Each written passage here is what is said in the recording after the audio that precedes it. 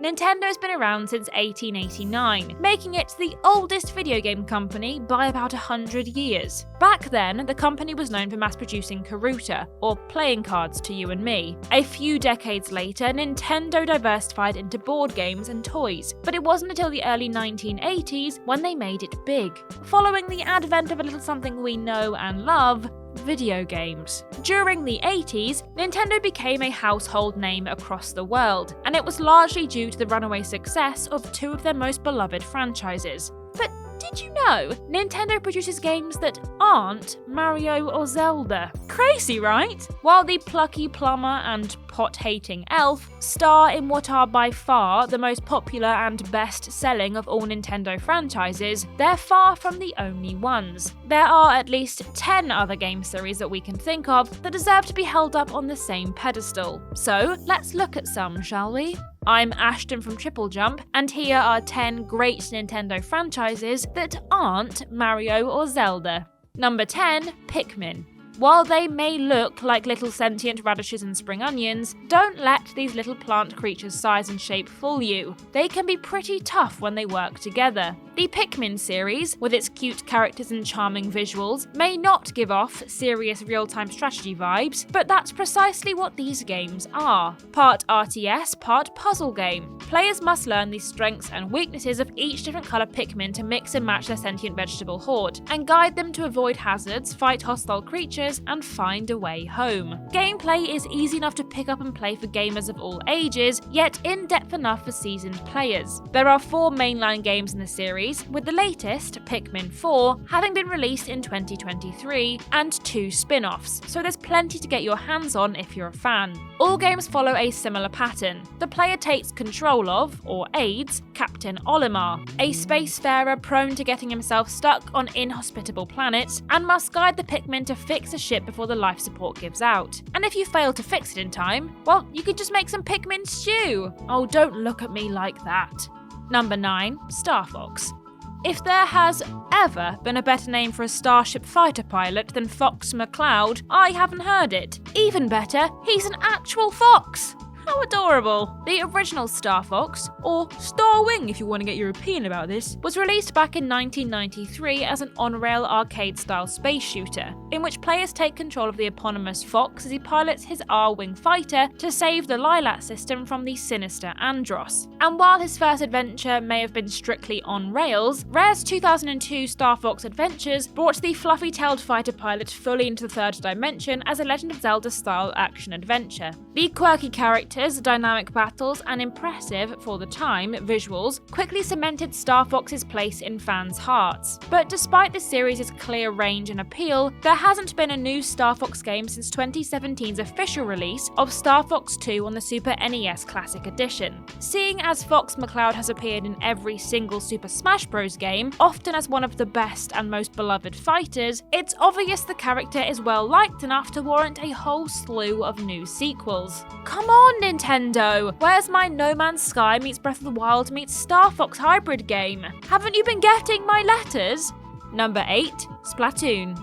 While Nintendo consoles have long been the homes of violent third-party shooters, Nintendo as a company tends to shy away from overtly shocking and gory. Although it seems they're A-okay with horror, looking at you, dead hand from Ocarina of Time. So when it came time for them to dip their toes into the realms of multiplayer shooters, they decided to do things a little differently. Instead of planting bombs or scoring headshots, the Splatoon series tasked teams with painting the town red, or orange, or green, or pink, by shooting ink at their foes and at the scenery in an attempt to cover the map with their team's colour. Whichever side has the most coverage wins. But that's not all. Players can move faster through their own ink by transforming into squid form to zip from one side of the arena to the other, or even hide. However, enemy ink slows them down considerably. This adds a layer of tactics to the frenetic and fast-paced battles, where a well-coordinated team can really turn the tide of a match in their favour. Couple this with a surprisingly in-depth story mode, and Splatoon really has a lot to offer.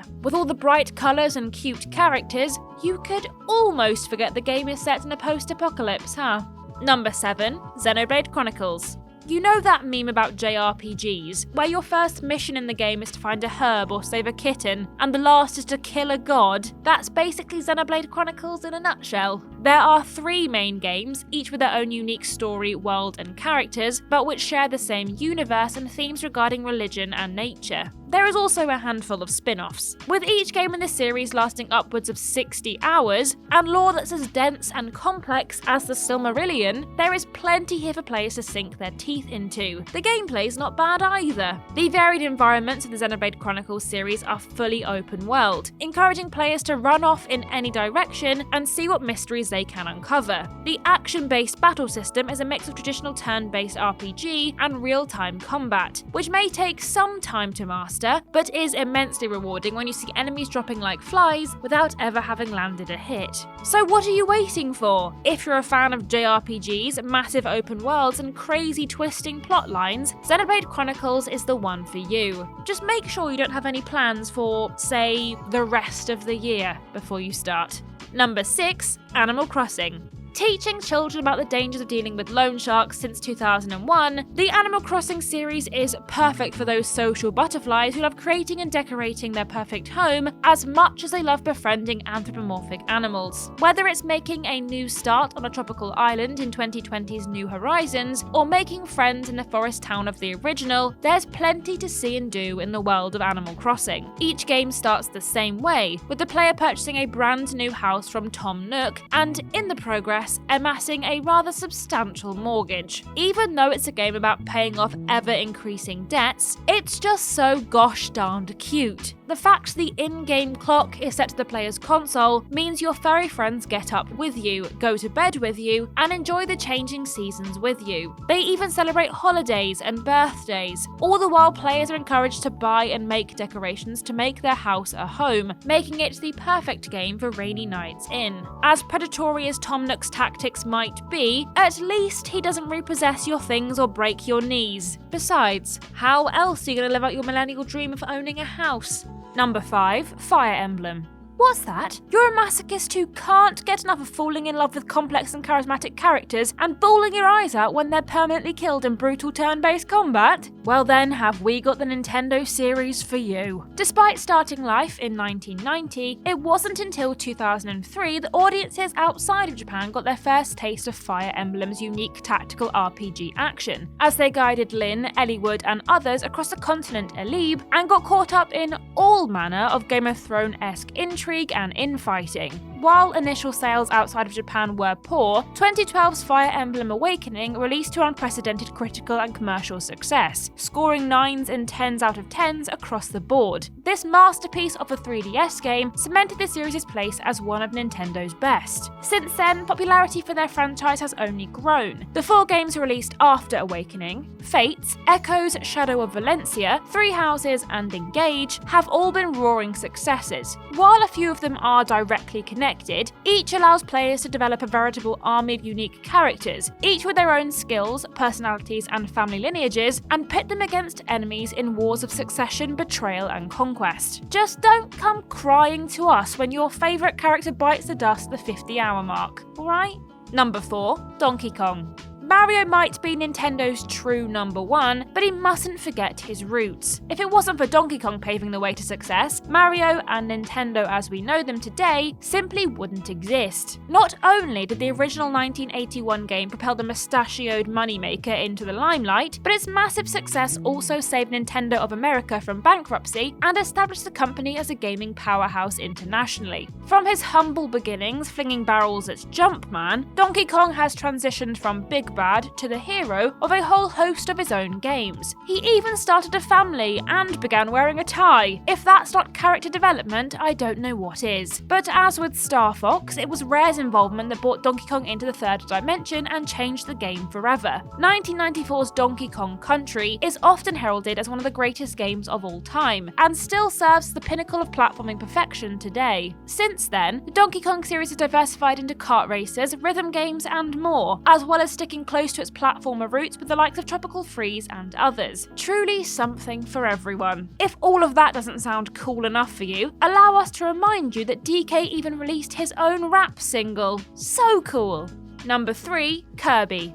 The appeal of Nintendo has always been its family-friendly nature and the fact the company's games, while always fun and rewarding, are easy to pick up and play, no matter the age or skill level of the player. The Kirby series fits that mantra perfectly. The sentient pink circle with Feet's first outing, Kirby's Dream Land, which was released on the Game Boy back in 1992, was designed from the very start to be a game that literally anyone could pick up and play. That accessibility has led to Kirby becoming a household name, with gamers both young and old having a blast inhaling enemies to their heart's content. Please don't try to inhale enemies in real life, it doesn't end well. Like Donkey Kong, while the Kirby games are primarily platformers, the spherical protagonist has diversified over the years. Kirby's ability to do almost anything means there have been dozens of spin-offs running the gamut from brawlers to racers to pinball clones. Kirby's really done it all. While he may appear all light-hearted and fun on the surface, there's a hardened fighter lurking just beneath the smile, as evidenced by his appearance in all 5 Super Smash Bros. Games. Don't mess with Kirby, is all we're saying. Number 2, Metroid. Few game series are innovative enough to spawn an entirely new genre. Dark Souls and Souls-like come to mind, as well as rogue and roguelikes, but are either as famous as Metroidvanias? We don't think so. Despite only making up half of the name, the Metroid series was instrumental in creating the blueprint that so many games still innovate on today. If it wasn't for Metroid, there would be no Ori and the Blind Forest, Hollow Knight, or even the Batman Arkham series. Slipping into the battlesuit of bounty hunter Samus Aran, each game in the long-running series tasks players with navigating hostile planets, collecting upgrades to help traverse new areas, and blasting the ever-living goo out of monstrous alien beasties. While the games are at their best when they stick to their 2D side-scrolling roots, as is the case with the latest game in the series, 2021's Metroid Dread, the franchise's forays into first-person shooter territory with the Metroid Prime series proves that Metroid works no matter how many dimensions developers throw at it. With 11 mainline entries, each bursting with content, secrets, and story, though the less said about other M, the better, there's plenty to keep newcomers and fans alike busy while they endure the interminable wait for Metroid Prime 4. It is coming out, right? And number 1, Pokemon.